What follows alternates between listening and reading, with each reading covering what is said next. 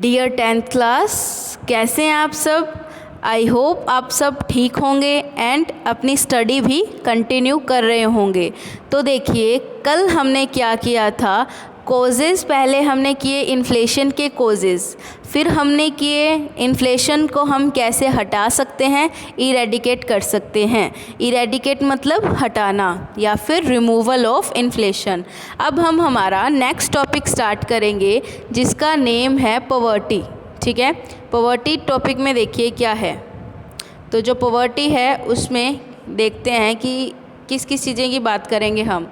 Poverty is a situation in which an individual fails to fulfill his minimum life living requirements। यानी कि poverty एक ऐसी condition है जिसमें एक पर्सन क्या करता है, अपनी जो उसको नेसेसरी थिंग्स है, बेसिक रिक्वायरमेंट्स है उसकी लाइफ की, वो पूरी नहीं कर सकता। इसे क्या बोला जाएगा, पॉवर्टी बोला जाएगा। अब देखो नेक्स्ट टॉपिक क्या है, हम बात करते हैं कि पॉवर्टी तो एक बहुत बड़ा कंसेप्ट है, ब्रॉड कंसेप्ट है, लेकिन अगर पॉवर्टी को हम सिंपल लैंग्वेज में या फिर इकोनॉमिक्स के टर्म्स में बोलें तो क्या बोला जाएगा, इसे बोला जाएगा lack of wealth and resources. यानी कि वेल्थ क्या होती है, एक तो होती है मनी इन हैंड यानी कि नगद पैसे, एक होती है वेल्थ। जैसे वेल्थ क्या होती है, जिसे हम एज अ रिसिप्ट फॉर्म में रखते हैं अपने पास या फिर एज अ एफडी फॉर्म में रखते हैं, ये होती है वेल्थ। यानी कि वेल्थ की कमी और रिसोर्सेज की। रिसोर्सेज क्या होते हैं, वो थिंग्स होती है जो हमारी लिविंग को सेटिस्फाई करने के लिए ज़रूरी होती है। तो ये है पॉवर्टी की define. We see that on one hand some people live in such homes which are very big and beautiful।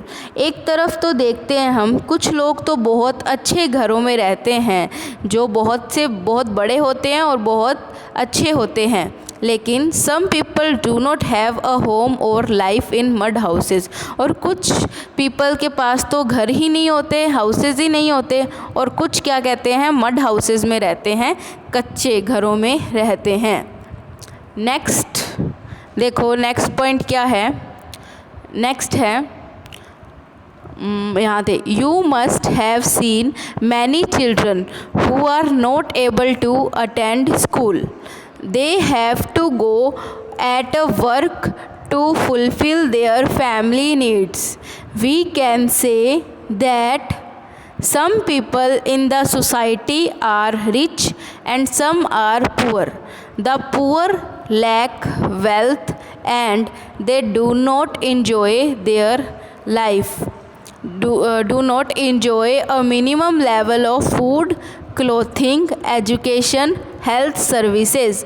मतलब क्या है कि हम देखते हैं कि कुछ जो बच्चे होते हैं, कुछ चिल्ड्रंस होते हैं, वो स्कूल भी नहीं अटेंड कर पाते। क्यों? क्योंकि उनके पास उनकी बेसिक रिक्वायरमेंट्स मतलब फूड के लिए भी क्या है, मनी नहीं है। तो जब मनी नहीं होगी तो वो स्कूल कैसे अटेंड करेंगे, और अगर स्कूल अटेंड करेंगे तो मनी कैसे अर्न करेंगे। तो उन्हें मनी अर्न करने के लिए, कैपिटल अर्न करने के लिए वर्क्स पे जाना पड़ता है। और क्या है, ये लोग जो पुअर पीपल होते हैं, ये क्या करते हैं, फूड, क्लोथिंग, हाउसेस, इनके पास कोई भी जो नेसेसरी थिंग्स है उनकी अवेलेबिलिटी नहीं होती। तो ये कंडीशन किसकी होती है, पॉवर्टी की। तो अब देखिए, 2 टाइप्स ऑफ पॉवर्टी होती है जिसकी अब हम बात करेंगे। फर्स्ट टाइप है वो है एब्सोल्यूट पॉवर्टी, जो सेकंड टाइप है वो क्या है, रिलेटिव पॉवर्टी। तो फर्स्ट हम बात करते हैं एब्सोल्यूट पॉवर्टी की। तो एब्सोल्यूट पॉवर्टी क्या होती है, अ लेवल ऑफ मिनिमम और basic needs is set for subsistence in this. क्या है, एक जो लेवल है, एक क्या निर्धारित कर देते हैं एक कोई भी थिंग कि एक पर्सन को ज़िंदा रहने के लिए, अलाइव रहने के लिए किन किन ज़रूरी चीज़ों की बहुत ज़्यादा ज़रूरत है। After this those people are considered in the state of absolute poverty who cannot attain the fixed level of minimum requirements। तो absolute poverty में कौन से people आएंगे? जो लोग अपनी जो ये लेवल के अकॉर्डिंग मिनिमम रिक्वायरमेंट्स ना के बराबर रिक्वायरमेंट्स को भी पूरा नहीं कर सकते, वो किस में आएंगे? एब्सोल्यूट पॉवर्टी में। Therefore, absolute poverty is a situation in which a person does not work।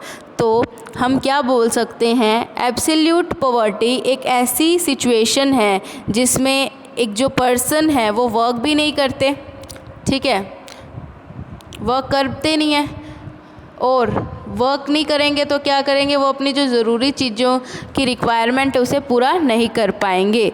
तो absolute poverty is more relevant in undeveloped Nations. तो एब्सोल्यूट पॉवर्टी हमें कहाँ देखने को मिलती है? अनडेवलप्ड कंट्रीज़ में। मैंने आपको एक 3 कंसेप्ट्स करवाए थे। फर्स्ट था डेवलप्ड कंट्रीज़, सेकंड था अंडर डेवलप्ड और थर्ड था डेवलपिंग। तो जो एब्सोल्यूट पॉवर्टी है वो हमें कहाँ मिलेगी? अनडेवलप्ड कंट्रीज़ में। तो ये तो था एब्सोल्यूट पॉवर्टी। और इंडिया जैसी कंट्री में हमें किस टाइप की पॉवर्टी देखने को मिलती है? Absolute poverty. The standard level of minimum और fundamental requirements very in all the nations.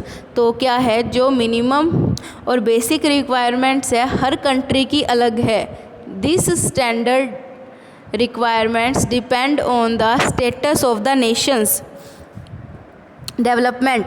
तो क्या है? ये जो बेसिक रिक्वायरमेंट है ये उस नेशन की डेवलपमेंट के अकॉर्डिंग पे आता है। जैसे ये मान लीजिए कि जैसे अमेरिका वगैरह कंट्रीज़ में आप देखोगे ना तो उसमें जो 1 और 2 कार्स तो लगभग घरों में होती है।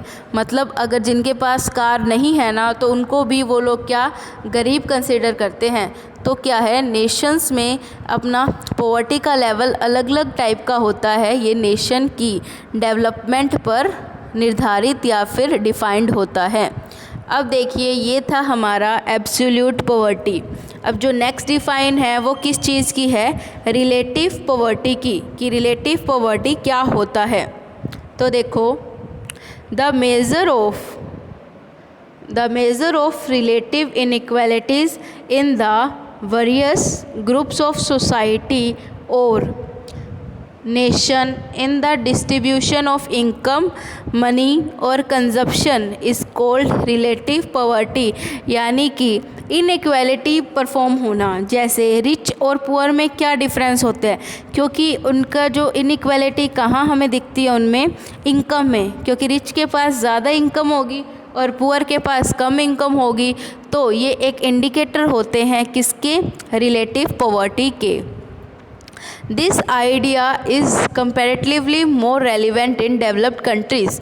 और ये आइडिया कहाँ परफॉर्म किया जाता है? डेवलप्ड कंट्रीज़ में। यानी कि रिलेटिव पॉवर्टी हमें कहाँ देखने को मिलती है?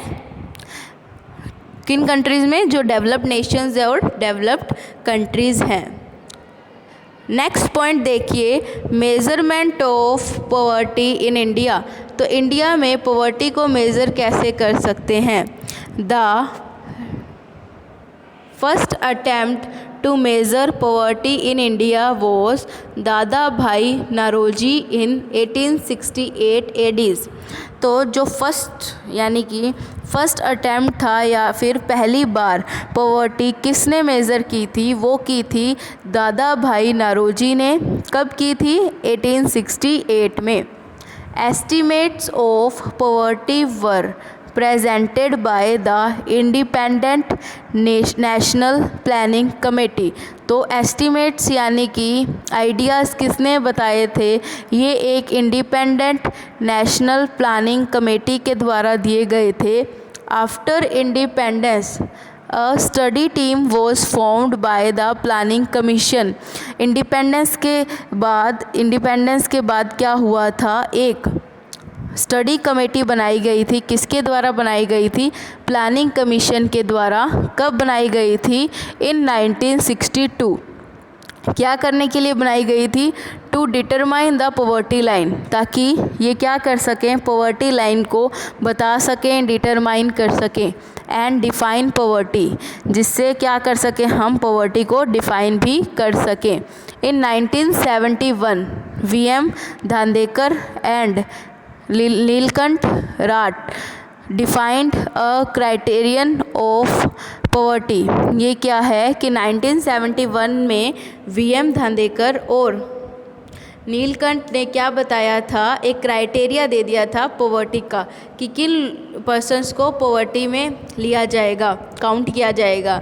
इन दिस कॉन्टेक्स्ट ईयर 1979, तो 1979 में क्या हुआ था, ये देखा गया था when the working group on effective consumption demand and minimum requirement, यानी कि जो वर्किंग ग्रुप वर्किंग क्लास है, जो वर्क करते हैं, या फिर लेबर क्लास है, इनको किसके अकॉर्डिंग मेज़र की जाएगी इनकी पॉवर्टी, कि कितनी डिमांड ये करते हैं कंजप्शन के लिए और इनको रिक्वायरमेंट कितनी की है, यानी कि मिनिमम कितनी रिक्वायरमेंट इन्हें चाहिए वर्क करने के लिए।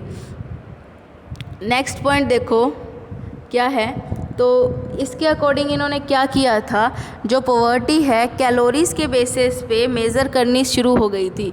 कैलोरीज़ के बेसिस पे कैसे मेज़र होगी ये अब हम देखेंगे। ठीक है, आज के लिए इतना ही, बाकी रिमेनिंग जो है हम कल करेंगे। ठीक है, thank you and have a nice day.